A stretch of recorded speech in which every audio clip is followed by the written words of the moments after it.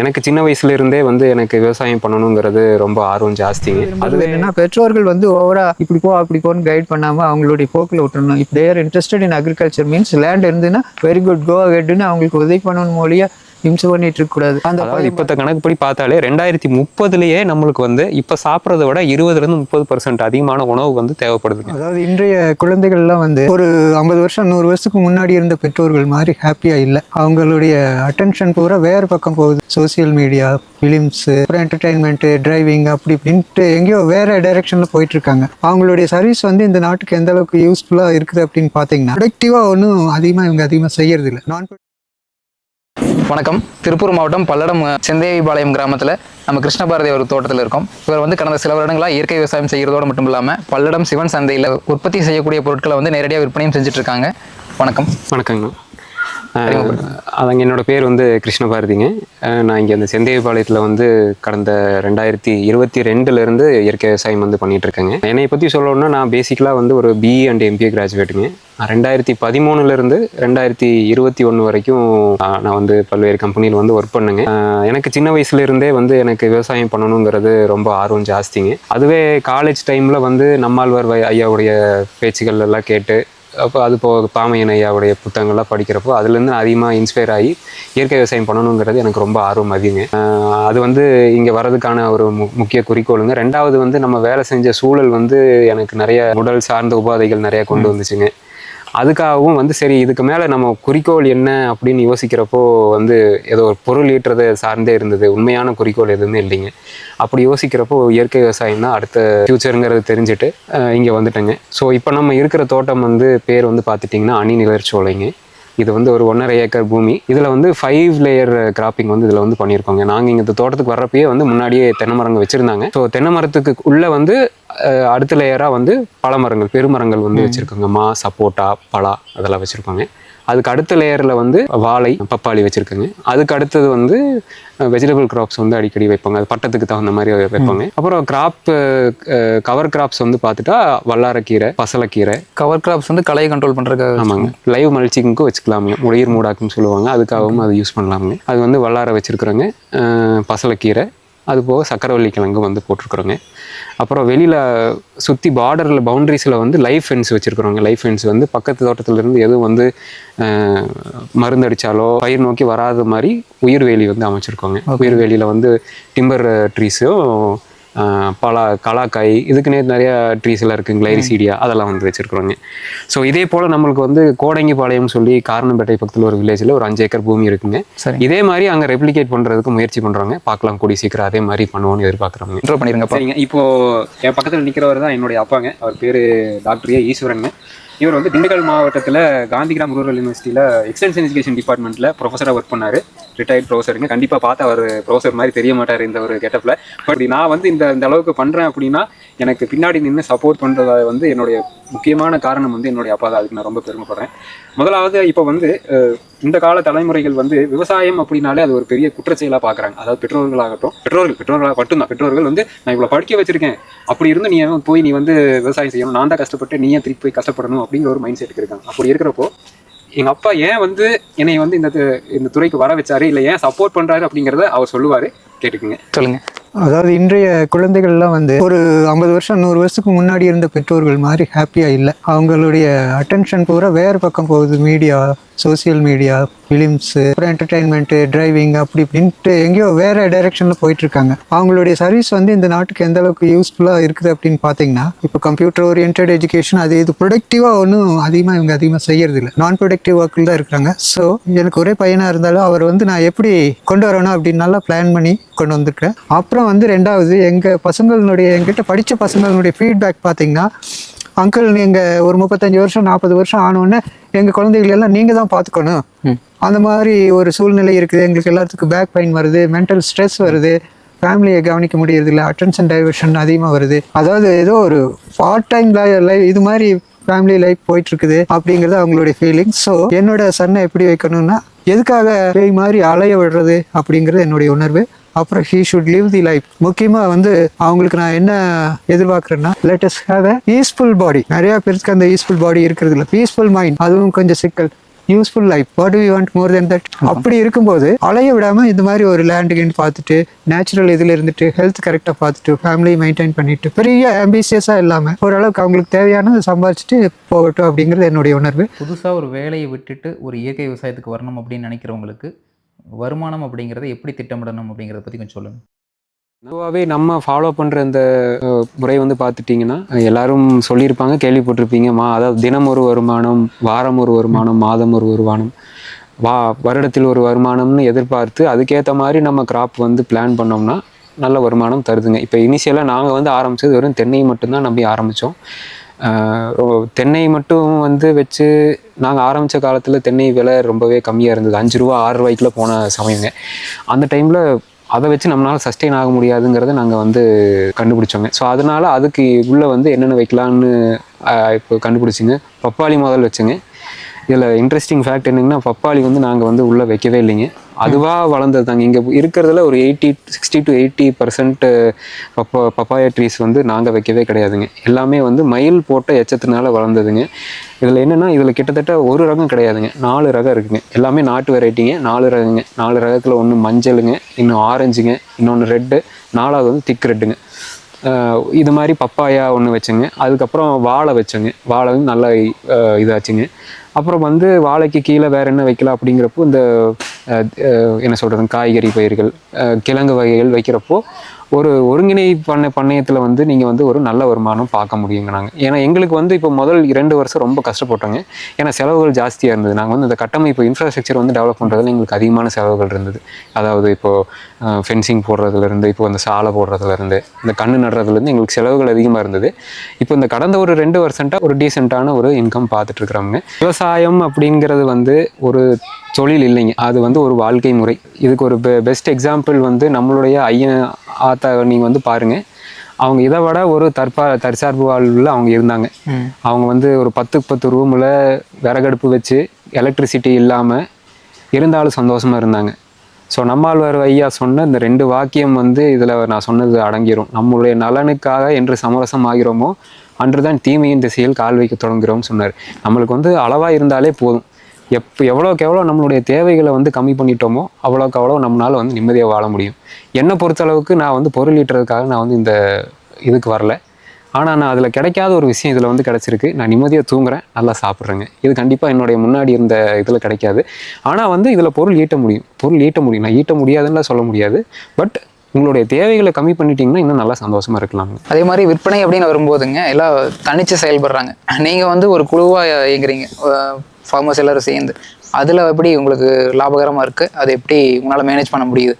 ஏன்னா ஒவ்வொருத்தரோட முடிவுகளும் ஒவ்வொரு மாதிரி இருக்கும். கண்டிப்பாக அதை எப்படி நீங்கள் இது பண்ணுறீங்க? இப்போது ஒரு விவசாயிக்கு ஒரு பிரதானமாக இருக்கிற ரெண்டு சேலஞ்ச் என்ன பார்த்தீங்கன்னா, ஒன்று வந்து கலை கட்டுப்பாடு, 2வது வந்து சந்தைப்படுத்துதலுங்க.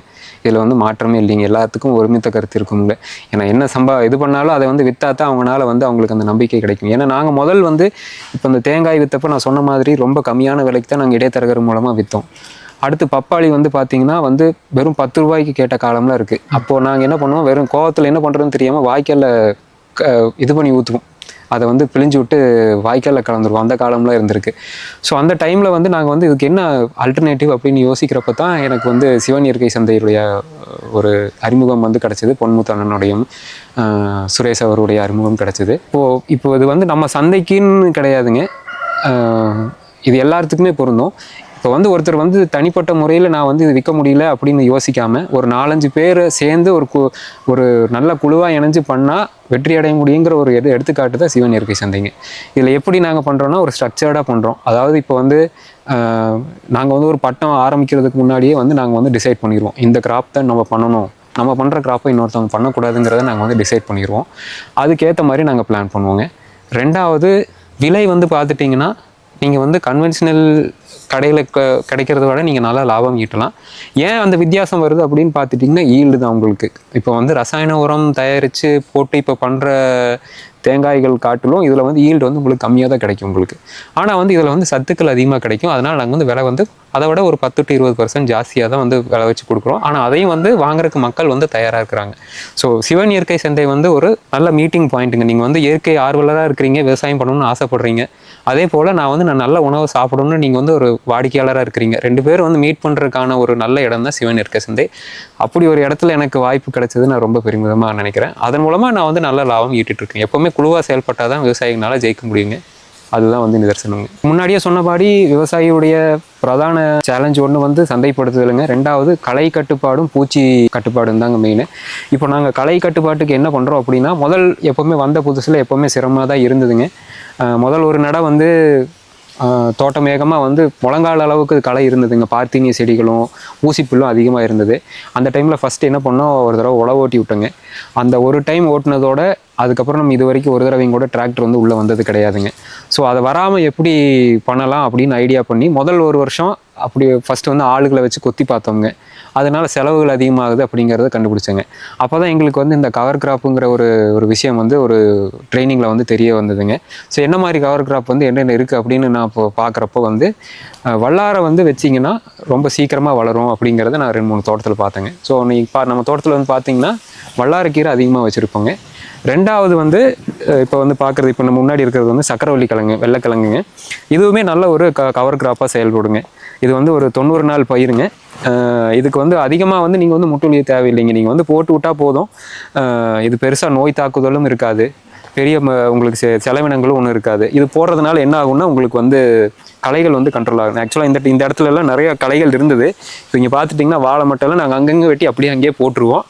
அதே போல் இங்கே இந்த வெட்டி போடுறதை எடுத்து நாங்கள் அந்த மண்புழு உர அந்த சாம்பருக்கு நாங்கள் எடுத்து அதுக்கு ட்ரான்ஸ்ஃபர் பண்ணிடுவோங்க. ஸோ இந்த முறையில் வந்து நாங்கள் வந்து களை வந்து கட்டுப்படுத்துகிறோங்க.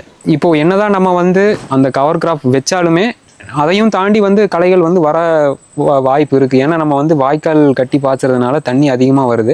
ஸோ அப்படி இருக்கிறப்ப களைகள் வரதான் செய்யும். நியாயமாக பார்த்தா இயற்கை விவசாயத்தில் வந்து நீங்கள் வந்து மிஷினரிஸ் வந்து உள்ளே கொண்டு வரக்கூடாது. பட் காலத்தின் கட்டாயம் எங்ககிட்ட மாடோ ஆடோ இல்லாதனால நாங்கள் வந்து அதுக்கு என்ன பண்ணுறோம் அப்படின்னா ப்ரஷ் கட்டர் வச்சு அடிச்சிடுறோம். இப்போ பார்த்துட்டிங்கன்னா இங்கெல்லாம் களை வந்திருந்தது, இப்போ நான் அடிச்சு விட்ருக்கேன்.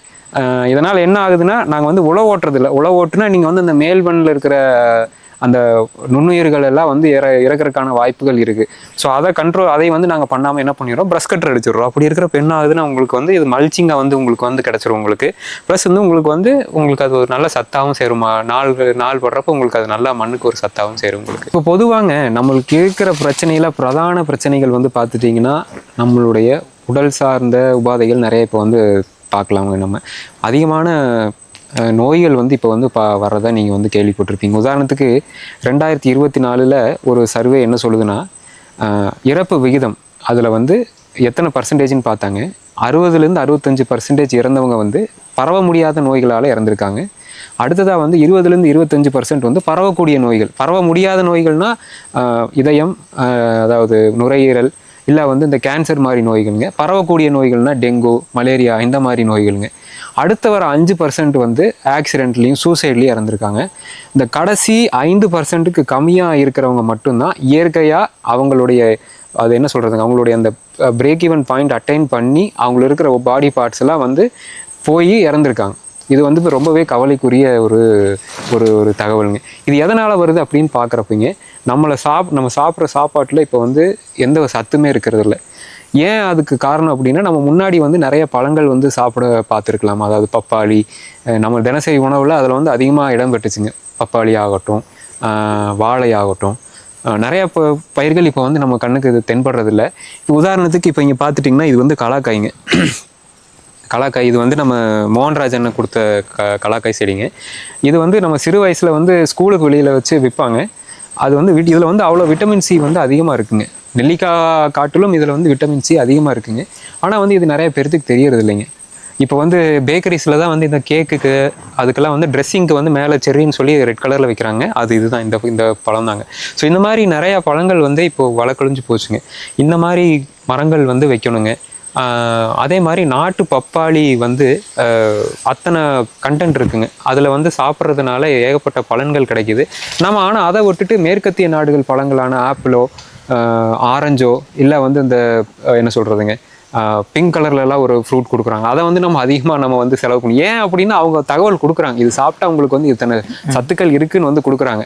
ஆனால் நம்ம நாட்டு ரக பழங்களோ காய்கறிகளோ சாப்பிட்றதுனால என்ன சத்து இருக்குன்னு சொல்கிறதுக்கு ஆள் இல்லைங்க. அதுதான் வித்தியாசம். ஆனால் அத்தனை சத்துக்கள் இருக்குது, அதை வந்து தகவல் வந்து மக்களுக்கு போய் சேர்றதில்ல. அந்த அந்த ஒரு நோக்கத்தினால தான் நம்மளுடைய தோட்டத்தில் வந்து பார்த்துட்டிங்கன்னா அதிகமாக நாட்டு ரக பழங்கள் வந்து அதிகமாக இருக்குங்க. பிரதானமாக வந்து பப்பாளி வந்து இருக்குங்க. நீங்கள் பார்த்தீங்கனாலே பப்பாளி செடி அதிகமாக இருக்குங்க. அதுலேயும் நாட்டு பப்பாளி தான் அதிகமாக இருக்குங்க. அதே மாதிரி நாட்டு ரக வாழையும் அதிகமாக இருக்குங்க. எக்ஸாம்பிளுக்கு வந்து பார்த்துட்டிங்கன்னா பச்சை நாடன் இருக்குங்க. பச்சை நாடன் வந்து எத்தனை பேர் பார்க்க நேர்ந்துருக்கலாம்னு தெரியலங்க. ஒரு பழம் சாப்பிட்டா போதும் உங்களுக்கு வந்து ஒரு வேளை சாப்பாடே கம்மியாகுங்க. அந்தளவுக்கு அதில் வந்து உங்களுக்கு கண்டென்ட் அவ்வளோ இருக்குங்க. சாப்பிட்டாலே வயிறு நிறைஞ்சிரும் உங்களுக்கு. ஸோ அது மாதிரி எங்கள் தோட்டத்தில் வந்து அப்படி இருக்கிற பழங்கள் அதிகமாக நீங்கள் வந்து பார்க்க முடியலாம்.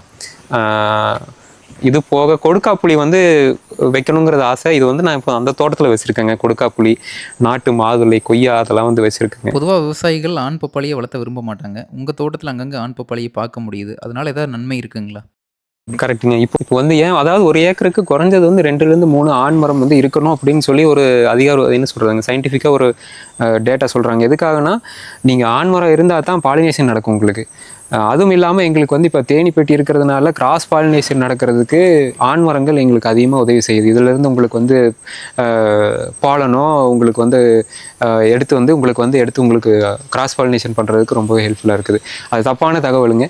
ஆண் மரம் முடிஞ்ச அளவுக்கு வந்து வச்சுக்கிறது நல்லது தாங்க. அதுலேருந்து நம்மளால் ஈல்டு எடுக்க முடியாது. பட் இருந்தாலும் அதனால் கிடைக்கிற பயன்கள் வந்து நம்மளுக்கு வந்து அதிகம். எங்களுடைய லைஃப் சைக்கிள் பார்த்தீங்கன்னா 30 years லைக் மெஷின் ஒர்க். இப்போ நிறையா பேர் வந்து அந்த இயற்கையோடு வாழ விரும்புகிறாங்க.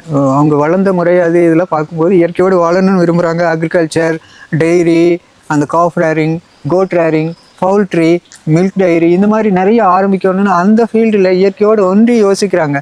அவங்களுடைய ஃபீலிங் எல்லாம் சேனலைஸ் பண்ணுறதா பெற்றோர்களுடைய பொறுப்பு. அதை விட்டுட்டு நீ இல்லை ஏற்று வீட்டு பையன் ஐடிக்கு போயிட்டா, அந்த பையன் டாக்டருக்கு போயிட்டா அப்படின்னு why are you looking others? உங்கள் பையனுக்குள்ளே என்ன இருக்குது?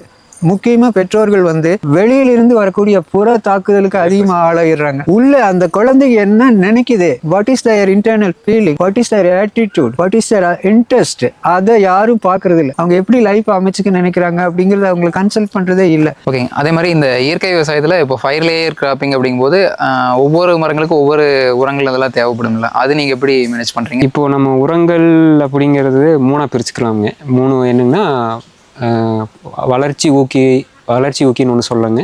2வது வந்து பூச்சி கட்டுப்பாடுங்க. 3வது வந்து செயல் ஊக்கிங்க. நம்ம வந்து அத்தியாவசியமாக கொடுக்கறது இந்த வளர்ச்சி ஊக்கி தாங்க. வளர்ச்சி ஊக்கிங்கிறது நிறையா இருக்குங்க இயற்கை இடுபொருள். நம்ம மெயினாக கொடுக்கறது ஜீவாமிர்தம்ங்க. 5 நாளைக்கு ஒரு தடவை ஜீவாமிர்தம் கொடுக்குறோம்.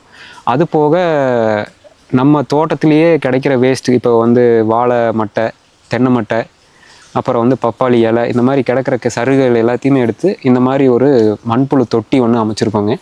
இதில் கொண்டு வந்து ஃபஸ்ட்டு வந்து கீழே போட்டுருவோங்க.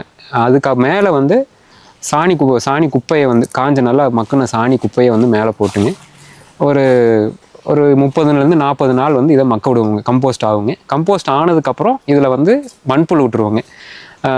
ஸோ வழக்கமாக வந்து தென்னை மரம் வச்சுருக்கிறவங்க சாணி குப்பை தான் வந்து வருஷத்துக்கு 2 முறை போடுவாங்க. சாணி குப்பையை காட்டிலும் இப்போ மண்புழு உரம் போடுறப்போ இன்னும் வந்து சத்துக்கள் வந்து அதிகமாக சேருங்க. ஏன்னா பிரதானமாக இது 2 தான் கொடுக்குறோம் வளர்ச்சி ஊக்கியில். 1 ஜீவாமிர்தம், 2வது மண்புழு உரங்க. இந்த மாதிரி இருக்குங்க. நல்லா காஃபி பொடி மாதிரி நல்ல ஃபைனான இது மாதிரி இருக்குங்க. இந்த மாதிரி வந்து மண்புழு உரம் வந்து வருஷத்துக்கு 2 தடவை வந்து நாங்கள் கொடுக்குறோங்க. 2வது பூச்சி கட்டுப்பாடுக்கு நாங்கள் வந்து பெருசாக எதுவும் கொடுக்கறது இல்லைங்க. இப்போ இந்த வருஷம் மட்டும் இந்த கள்ளிப்பூச்சி அதிகமாக தாக்குனதை நீங்கள் வந்து பார்க்கலாம். வந்து மட்டையெல்லாம் வந்து கருப்படிச்சிருக்குங்க. இதுக்கு மட்டும் நாங்கள் வந்து என்ன பண்ணியிருக்கோம், 10 இலை கரைசல் ஒன்று ரெடி பண்ணிங்க அதில் வந்து ஸ்ப்ரே பண்ணிகிட்டு இருக்கோங்க. அதில் ஓரளவுக்கு கொஞ்சம் கண்ட்ரோல் ஆகுது. முழுசாக கண்ட்ரோல் ஆகுதுன்னு சொல்ல முடியல, இருந்தாலும் ஓரளவுக்கு கொஞ்சம் கண்ட்ரோல் ஆகிருக்குதுங்க. 3வதாக செயல் ஊக்கின்னு சொல்லுவாங்க. செயல் ஊக்கி எதுக்காகனா அந்த பூக்கிறதுக்காகவும் காய் அதிகமாக பிடிக்கிறதுக்காகவும் வந்து செயல் ஊக்கிகள் கொடுப்பாங்க. நாங்கள் முக்காலம் அது கொடுக்கறது இல்லை. ஏதாவது தேவைப்படும் பட்சத்தில் ஏதாவது காய் கம்மியாக பிடிக்குது, இல்லை வந்து ஏதாவது நோய் மாதிரி தாக்குது அப்படிங்கிறப்ப மட்டும் தேமோர் கரைசல் மட்டும் கொடுக்குறோங்க. இதுதான் நாங்கள் அத்தியாவசியமாக குடிக்கிறதுங்க. இது தவிர இன்னொன்று ஆட் பண்ணுறது என்னென்னா மீன் அமிலம் கொடுக்குறோங்க. அது வந்து வளர்ச்சி ஊக்கியிலே சேர்த்திக்கலாங்க. வளர்ச்சி ஊக்கியில் 3 பிரதானமாக சேர்த்திக்கலாமுங்க. 5 நாளுக்கு ஒரு தடவை ஜீவாமிர்தமும் அடுத்த 5 நாளுக்கு மீன் அமிலமும் வந்து கொடுக்குறோங்க நாங்கள். இயற்கை விவசாயத்துக்கு நாட்டு மாடு அவசியம்னு சொல்லுவாங்க. அதை பற்றி உங்கள் கருத்து என்னங்க? இயற்கை விவசாயத்துக்கு பொதுவாக வந்து நாட்டு மாடு வச்சுருக்கணும்னு சொல்லுவாங்க. நம்ம இப்போ இருக்கிற கால சூழ்நிலையில் எங்களால் வந்து வச்சுக்க முடியல. பட் கூடிய சீக்கிரம் வந்து ஒரு நாட்டு மாடு வாங்குற பிளானில் இருக்கிறவங்க.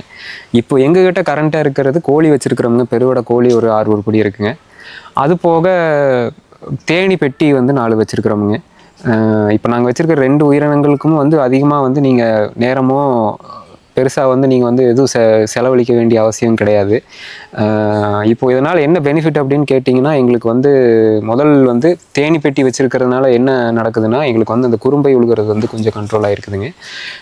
ரெண்டாவது வந்து உங்களுக்கு அந்த அயல் மகரந்த சேர்க்கைன்னு சொல்லுவாங்க, கிராஸ் பாலினேஷனுங்க. ஸோ அதனால் வந்து உங்களுக்கு வந்து காய்களும் நிறையா கிடைக்குங்க. எனக்கு இது உடனே எங்கள் வச்சு எங்களுக்கு ஒன்றும் பெரிய நாட்கள் ஆகாதனால அதை எங்களுக்கு கண்டுபிடிக்க முடியல. பட் ஆனால் வந்து குறும்பை உழுகிறது ஓரளவு கண்ட்ரோல் ஆகிருக்கிறத என்னால் விசிபிளாக பார்க்க முடியுதுங்க. ரெண்டாவது, கோழி குப்பை வந்து பொட்டாசியம் கண்டென்ட் அதிகமாக இருக்குதுன்னு நான் சொல்லுவாங்க. ஸோ அதனால் வந்து உள்ளே சுற்றி வரப்போ களைகளும் கொஞ்சம் கண்ட்ரோல் ஆகும். அந்த பச்சைகளை வந்து அது சாப்பிடவும் செய்யும். அது போக வந்து உங்களுக்கு வந்து களைகளும் கண்ட்ரோல் ஆகும். உங்களுக்கு அந்த பொட்டாசியம் சத்து ஏற்று உங்களுக்கு வந்து ஆட் ஆகும். உங்களுக்கு இப்போதைக்கு இது 2 தாங்க. ஃப்யூச்சரில் வந்து ஆடும் மாடும் சேர்க்கலாம்னு யோசனையில் இருக்கு. தேனீ வளர்ப்பு வந்து உங்களுக்கு எந்தெந்த வகையிலலாம் உதவியாக இருக்குதுங்க? ஸோ இப்போ பார்க்குறது பார்த்துட்டிங்கன்னா, நம்ம தோட்டத்தில் இருக்கிற ஒரு இந்திய தேனி பெட்டிங்க. 4 பெட்டி வந்து நம்ம தோட்டத்தில் வந்து இருக்குங்க. இது வந்து பொதுவாகவே உயிரினங்கள்லேயே வந்து இப்போ நம்ம வச்சுருக்க உயிரினங்கள், அதாவது இப்போ வளர்ப்பு பிராணிகளான மாடோ ஆடோ கோழியை காட்டிலையும் இதில் வந்து நீங்கள் வந்து ஒரு வேலையும் செய்ய தேவையில்லை. ஒரு வேலையும் செய்யலாம். அதை கம்பேர் பண்ணுற அளவுக்கு நீங்கள் வந்து ஒரு 10% வேலை செஞ்சால் போதும். அதை விட நீங்கள் அதில் வந்து 2 மடங்கு 2 விதமான பெனிஃபிட்ஸ் வந்து உங்களுக்கு வந்து கிடைக்கும். முதல் வந்து நீங்கள் வந்து இது வச்சுட்டா மட்டும் போதும், எந்த ஒரு வேலையும் பண்ண தேவையில்லை. அதாவது காலையில் எழுந்திரிச்சு இதை வந்து திறந்து விட்டு மேவு தீனி போடணும், வந்து இதை வந்து நோய் நொடி வருதா அப்படிங்கிறத பார்த்து போய் ஊசி போடணும், சொட்டு மருந்து போடணுங்கிற எந்த தேவையும் கிடையாது. வாங்கி வச்சதோட சரிங்க. இதுலேருந்து என்ன பெனிஃபிட்ஸ் கிடைக்குது அப்படின்னு பார்த்துட்டிங்கன்னா, முதல் வந்து நம்மளுக்கு வீட்டு தேவைக்கு தேன் கிடைக்கிது. இப்படி இருக்கிறப்போ தேன் வந்து நம்ம சர்க்கரையோ நாட்டு சர்க்கரை காட்டிலும் வந்து சுகருக்கு ஒரு நல்ல ஒரு ஆல்டர்னேட்டிவ். இது ஒரு ஃபர்ஸ்ட் பெனிஃபிட்டுங்க. செகண்ட் வந்து பார்த்துட்டிங்கன்னா, இது வந்து உங்களுக்கு வந்து கிராஸ் பாலினேஷன் நடக்கிறதுல பெரிய ஒரு ஃபேக்டராக இருக்குது. இதனால் உங்களுக்கு வந்து ஈல்டு வந்து அட்லீஸ்ட் 10 to 20% அதிகமாகும் அப்படின்னு சொல்லி சயின்டிஸ்ட் வந்து உங்களுக்கு வந்து சொல்லியிருக்கிறாங்க. ஒரு வேலையிலிருந்து இயற்கை விவசாயத்துக்கு வரும்போது உங்கள் ஃபேமிலி சப்போர்ட் எப்படி இருக்குன்னு கொஞ்சம் சொல்லுங்கள். இப்போ இந்த இயற்கை விவசாயம் அப்படின்னு வர்றப்போ பொதுவாகவே 2 சேலஞ்ச் வந்து பர்சனலாக வந்து ஃபேஸ் பண்ணலாங்க. ஒன்று வந்து நீங்கள் வீட்டில் வந்து எப்படி நீங்கள் வந்து சமாளிக்கிறதுங்கிற ஒரு முக்கியமான ஒரு கேள்வி வரும். அதாவது உங்கள் ஃபேமிலி ஆகட்டும், உங்கள் பெற்றோர் ஆகட்டும், அவங்களுடைய கேள்விகளுக்கு நீங்கள் பதில் சொல்ல தயாராக இருக்கணும். ரெண்டாவது, நீங்கள் வந்து சம்பாரிச்சிட்டு இருந்த பணத்தை இதனால் ஈட்ட முடியுமா, இல்லை அது இழக்கிறதுக்கு தயாராக இருக்கிறோமா அப்படிங்கிறத நம்ம வந்து யோசிக்கிறதுக்கு தயாராக இருக்கணும். அது ஆப்பர்ச்சுனிட்டி காஸ்ட்னு சொல்லுவாங்க. இப்போ உதாரணத்துக்கு நான் ஒரு 80,000 சம்பாரிச்சிட்டு இருந்தேன் அப்படின்னா, இப்போ நான் அந்த இயற்கை விவசாயத்துக்கு வர்றப்ப அந்த 80,000 நான் இழக்கிறதுக்கு தயாராக இருக்கணும். முதல்ல ஒரு அளவுக்கு மீறின ஆசையோடு நம்ம இதில் வருவோம் அப்படின்னா ஏமாற்றத்தை சந்திக்கிறதுக்கான அதிகமான வாய்ப்புகள் இருக்குங்க. அது வந்து நான் ஓப்பனாக சொல்லிடணுங்க. நம்ம வந்து இப்போ நீங்கள் வந்து வெளியில் பார்க்குறதோ அவங்க சொல்கிறத நம்பி இங்கே வந்து நீங்கள் வந்து இயற்கை விவசாயத்தில் வந்தால் நீங்கள் வந்து மாதம் வந்து நீங்கள் இது லட்சக்கணக்கில் சம்பாதிக்கலாம், ஆடியில் போய் நீங்கள் கார் விற்கலாம், இது கீரை விற்கலாம் அப்படின்னு சொல்லி நீங்கள் நிறையா பார்க்க நேரிட்டு இருக்கலாம். அது சம்பாதிக்கிறாங்க இல்லைங்கிறது 2வது பட்சம். ஆனால் வந்து நீங்கள் முதல்ல அந்த ஒரு 5-6 வருஷத்துக்கு நீங்கள் வந்து கடக்கிறதுல தான் நம்ம வந்து ஒரு பெரிய சேலஞ்சே இருக்குங்க. அந்த விஷயத்தில் எனக்கு வந்து என்னுடைய ஃபேமிலி வந்து ஒரு முழு ஒத்துழைப்பு கொடுத்தாங்க. அது மிகவே எனக்கு ரொம்ப பெருமைக்குரிய விஷயங்க. எங்கள் அப்பா வந்து அவர் வந்து விவசாய குடும்பத்தை சார்ந்தவர். அவர் வந்து அரசு வேலைக்கு போனார். இருந்தாலும் வந்து அவர் வந்து அடுத்து என்னை வந்து நான் வந்து விவசாயம் பண்ணுறேன் அப்படின்னு சொல்கிறப்போ அவர் வந்து இதை வந்து வேண்டான்னு சொல்லாமல் சரி பரவாயில்ல பண்ணலாம் தப்பில்லை அப்படின்னு சொல்லி என்னை என்கரேஜ் பண்ணார். அதே போல் இன்னொரு முக்கியமான விஷயம், என்னோடய ஃபேமிலியில் என்னோடய ஒய்ஃப் ஆகட்டும், அவங்க ஃபேமிலி மெம்பர்ஸ் வந்து என்னை வந்து சப்போர்ட் பண்ணாங்க. சரி ஓகே பண்ணலாம், என்னோட பிடிச்ச வேலை செய்கிறோம் அப்படிங்கிற ஒரு இதாவது இருக்குது அப்படிங்கிற ஒரு இதில் வந்து ஓகே பரவாயில்ல செய்யலாம் அப்படிங்கிற ஒரு சப்போர்ட் வந்து எப்போவுமே வந்து இந்த மாதிரி ஒரு ஃபீல்டில் வரப்போ அது பெரிய ஃபேக்டருங்க. உங்களுக்கு வீட்டில் எந்த அளவுக்கு சப்போர்ட் கிடைக்குதோ அப்போ தான் உங்களுக்கு வந்து உங்களால் வந்து திருப்தியாக வேலை செய்ய முடியுங்க. ஒன்று. ரெண்டாவதுங்க, ஒரே ஒரு தாட் வந்து நான் சொல்லிக்கிறேங்க இங்கே சப்ஸ்கிரைபர்ஸ்க்கு ஆகட்டும் வியூவர்ஸ்க்கு என்ன சொல்கிறேன்னாங்க, இப்போது நம்ம எதை நோக்கி போகிறோம் அப்படிங்கிற ஒரு கேள்வியை வந்து நம்ம வந்து கேட்டு பார்க்கணுங்க. இப்போ நீங்கள் எதை வந்து நீங்கள் பார்த்தீங்கன்னாலும் எல்லாத்துடைய கோல் வந்து அவங்க வந்து பொருளீட்டுறதை சார்ந்தே தான் இருக்குது. அதாவது வந்து நம்மளுக்கு எவ்வளோ செல்வம் வந்து சேர்க்குறோங்கிறத பொறுத்தே தான் இருக்குதே தவிர எல்லாம் அதை தாண்டி யாரும் வந்து வரமாட்டிங்கன்னா ஒரு குண்டு சட்டியில் குதிரை ஓட்டுற மாதிரியே போயிட்டு இருக்கிறோம். அப்படி இருக்கிறப்போ ஏன் வந்து இதுக்கு வரணும் அப்படின்னு பார்த்துட்டிங்கன்னா, இன்னும் ஒரு 10 வருஷங்கிறப்போ நம்மளுக்கு வந்து ஏகப்பட்ட மாற்றங்கள் வந்து மாறப்போகுதுங்க. உதாரணத்துக்கு வந்து பார்த்துட்டிங்கன்னா, இப்போ வந்து நம்ம உலக ஜனத்தொகை வந்து பார்த்துட்டிங்கன்னா 1970 2013 370 கோடி இருந்த ஜனத்தொகை வந்து இப்போ வந்து 820 கோடி ஆயிடுச்சு. அதாவது டபுள் ஆயிடுச்சுங்க. இது குறைய போகிறது கிடையாதுங்க. அதாவது இப்போ ஒரு கணக்கு படி பார்த்தா 2100 அப்படிங்கிறப்போ 2700 கோடி மக்கள் வந்து நம்ம வந்து உலகத்தில் வந்து இருக்க போகிறோங்க. அப்போத்த தேவை வந்து பணமோ காசோ இருக்காதுங்க. என்ன உடனடி தேவையாக இருக்கும் அப்படின்னு பார்த்துட்டிங்கன்னா உணவு மட்டும்தாங்க. அதாவது இப்போத்த கணக்குப்படி பார்த்தாலே 2030 நம்மளுக்கு வந்து இப்போ சாப்பிட்றத விட 20-30% அதிகமான உணவு வந்து தேவைப்படுதுங்க. அப்படி இருக்கும் பட்சத்தில் இப்போ இருக்கிற காலநிலை மாற்றங்கள் உங்களுக்கு வந்து நீங்கள் கண்டிப்பாக நீங்கள் பார்க்க நேரிடலாம். அதீத மாற்றங்கள் இருக்குது, நிலநடுக்கங்கள், வெள்ளம், அது எதுன்னு வர்றது. அதுக்கெல்லாம் காரணம் நம்ம தான். இதுக்கெல்லாம் காரணம் நம்ம தான் அப்படிங்கிறத புரிதல் வரணும். அது நம்மளும் நம்மளுடைய லட்சியத்தையும் சார்ந்து தான் இதெல்லாம் நடக்குதுங்கிறத நம்ம முதல்ல வந்து புரிஞ்சுக்கணும். பெற்றோர்கள் முக்கியமாக இந்த பொண்ணாகட்டும் ஆணாகட்டும் யாராக இருந்தாலும் அவங்க என்ன நினைக்கிறாங்க அப்படின்னு கன்சல்ட் பண்ணிவிட்டு அவங்க போக்கில் விட்டுறணும். கட்டீஸ் தர சாப்பாடும் சொல்லி கொடுக்குற வார்த்தைகளும் கொஞ்ச நாளைக்கு தான். அவங்களுடைய ஓன் வேல் விட்டுட்டிங்கன்னா அவங்க சர்வைவ் ஆயிடுவாங்க. அதுக்காக வந்து வேண்டாத ஃபீல்டு அவங்க சூஸ் பண்ணாங்கன்னா நம்ம வேணால் அட்வைஸ் பண்ணலாங்கிறதுல கைட் பண்ணலாம். பெற்றோர்கள் முக்கியமாக வந்து குழந்தைகளுடைய ஆர்வம் என்னவோ அதை தெரிஞ்சு விட்டுறணும். விவசாயத்துக்கு போக விரும்புகிறாங்கன்னா அதுக்குரிய பணம் இருந்ததுன்னா ஒரு பொருத்தமான நிலம் கண்டுபிடிச்சி அவங்களுக்கு வாங்கி கொடுத்துருங்க. இந்த நிலமெல்லாம் நாங்கள் ஒரு நாள் வாங்கலை, 5-6 years சர்ச் பண்ணோம். மேட்டுப்பாளையம், கோபி, செஞ்சேரி மலை, பொள்ளாச்சி, ஆனகட்டி, இங்கெல்லாம் பார்க்காத இடமெல்லாம் பார்த்துட்டு இந்த இதுக்கு சூழ்நிலைக்கு பொருத்தமான இது எந்த இடம் அப்படின்னு சூஸ் பண்ணுறதுக்கு 5-6 வருஷம் ஆச்சு. அதனால் என்னுடைய ஃபைனலாக சொல்ல விரும்புறது என்னென்னா, பெற்றோர்கள் வந்து ஓவராக இப்படி போ அப்படி போன்னு கைட் பண்ணாமல் அவங்களுடைய போக்கில் விட்டுறணும். இப்போ they're interested in agriculture means land இருந்துன்னா வெரி குட், கோ ஹெட்னு அவங்களுக்கு உதவி பண்ணணும் மொழியா இம்சை பண்ணிட்டு இருக்கக்கூடாது. அந்த பையன் பாரு கோடியாக சம்பாதிக்கிறான், அவன் பாரு இந்த கார் வாங்கியிருக்கிறான், இவன் பாரு பைக்கை வச்சிருக்கான், எவனோ எப்படியோ இருப்போம். யூ ஆர் டிஃப்ரெண்ட், நம்ம குழந்தைங்க டிஃப்ரெண்ட்டு. அதை நம்ம புரிஞ்சு அவங்களுக்கு கொஞ்சம் அக்ரிகல்ச்சர் செய்கிறதுல என்டர்டெயின் பண்ணணும். வரக்கூடிய காலங்கள் பார்த்திங்கன்னா செல்ஃப் எம்ப்ளாய்மெண்ட் தான். அதுக்கு அக்ரிகல்ச்சர் ஒரு சூட்டபிளான அவன்யூ. ஸோ நம்ம வந்து உலகத்தில் நம்ம கண்டுபிடிச்ச உயிரினங்கள் வந்து மொத்தம் வந்து 2 லட்சம்னு சொல்கிறாங்க. அந்த 2 லட்சத்தில் நாமளும் ஒரு உயிரினம் தான். ஆனால் நம்ம வந்து உலகத்திலே நம்ம தான் ஆள்றோம், நம்மளை சுற்றி தான் உலகமே இருக்குது அப்படின்னு சொல்லி நம்ம வந்து இயங்கிட்டு இருக்கிறோம். அதை மாற்றி நம்மளை சுற்றி இருக்கிற உயிரினங்களையும் காக்கணும், நம்மளும் வந்து அடுத்து வர இதுக்கு தயாராக இருக்கணுங்கிறத வந்து நம்புகிறேன். இதுக்கு வந்து ஒரே வழி இயற்கை சார்ந்து வரணுங்க. இயற்கை சார்ந்து வந்து தற்சார்பு வாழ்க்கைக்கு நம்ம எப்போ வரோமோ அப்போ தான் வந்து இதை வந்து அச்சீவ் பண்ண முடியுங்க. இதுதான் என்னுடைய அன்பான வேண்டுகோளுங்க. நன்றிங்க. இந்த வீடியோ பிடிச்சிருந்தா லைக் பண்ணுங்கள், உங்களோட கருத்துக்களை கமெண்ட் பாக்ஸில் கமெண்ட் பண்ணுங்கள். மேலும் நம்ம ஊர் இயற்கை விவசாயிகளின் அனுபவங்களையும் நுட்பங்களையும் தெரிஞ்சுக்க நம்ம பசுமை டாக்ஸ் யூடியூப் சேனலை சப்ஸ்கிரைப் பண்ணி இணைஞ்சிருங்க. அடுத்து ஒரு நல்ல பதிவில் சந்திப்போம். நன்றி.